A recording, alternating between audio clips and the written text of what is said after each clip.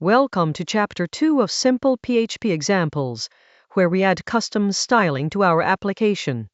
Building on Chapter 1, we now include external CSS and JavaScript files for a polished user interface. The page structure remains a single anonymous class, but now outputs a complete HTML document with linked assets. Notice the CSS variables defined in the root selector.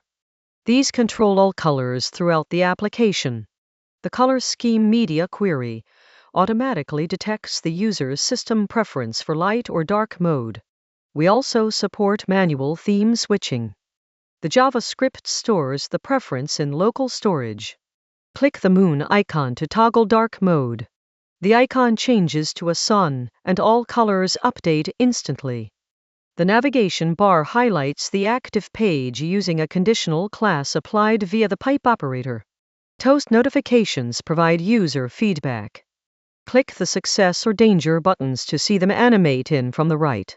The contact page demonstrates a form that opens the user's email client with pre-filled subject and message. All styling uses utility classes like flex, card, and margin helpers, similar to modern CSS frameworks. The CSS is under 300 lines and requires no build tools or external dependencies.